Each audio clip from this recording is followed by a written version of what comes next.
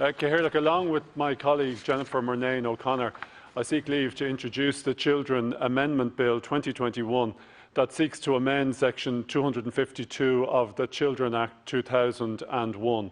The reason why I stand here this afternoon seeking to introduce this legislation is because of the tragic event that took place some 8 days ago, not far from this convention centre, when a 16-year-old boy called Josh Dunn was fatally stabbed.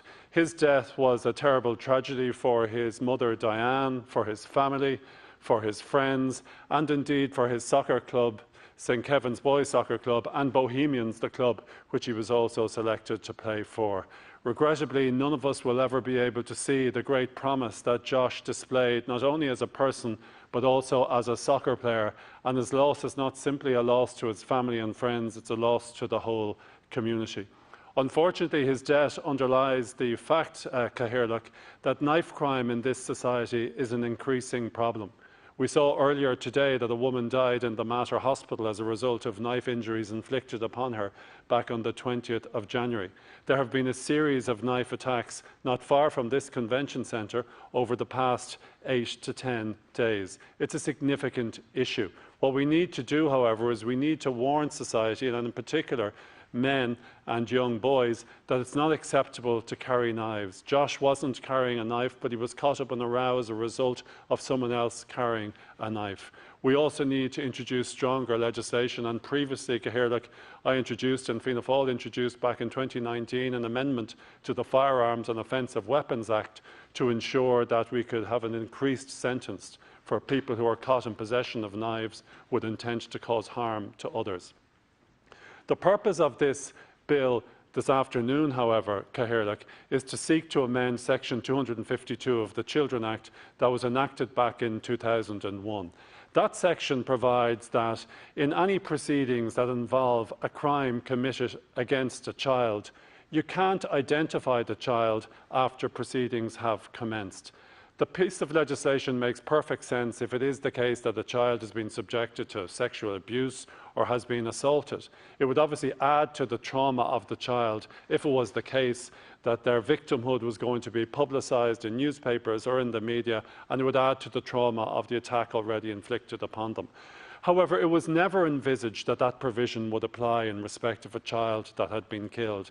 And it never applied in that extent, Cathaoirleach, because up to 2019 there was no such understanding of the application of that provision, and never was it the case that children who had been killed were anonymised once the case came to trial.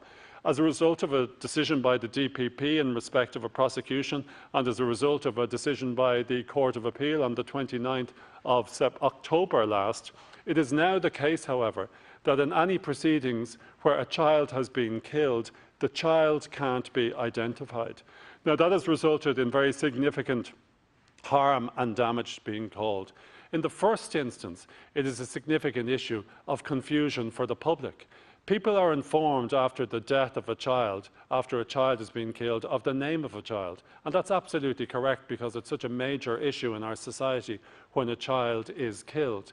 And individuals are informed, the public is informed of it, the child is named. However, once proceedings are commenced, then the media cannot identify the name of the child. And it does lead to absurd situations where a child will have been named in the media for a period of days, and then once an individual is charged in respect to the child's death, the child can't be named anymore. So that's one reason why it needs to be changed. Second, it is extremely unfair on the families of deceased children that they have to go through this process whereby the memory of their child is being airbrushed from history. I saw the other evening on the news that a mother of an 11-year-old boy who had been murdered was forced to disclose her identity as though she was some criminal who could not be identified in the news. The reason for that is that because by revealing her identity, the identity of her dead child would have been revealed. And it is extremely unfair to the families of deceased children that this law is now operating as it does. That is part of the reason why Jennifer Murnane O'Connor wanted to be part of this, because she's in such close contact with Kathleen Chada, who is the mother of children who were killed. I similarly have spoken to Andrew McGinley, the father of children who have been killed. I know that the Minister for Justice shares my concern about this. I, along with Senator McDougall, have met her. She is agreeable to changing the legislation. We need to ensure, however, Cathaoirleach, that this legislation is expedited, that we change the law promptly, as it's unfair to the memory of children who have been killed that we allow this law to continue, and that's why I'm introducing this bill today.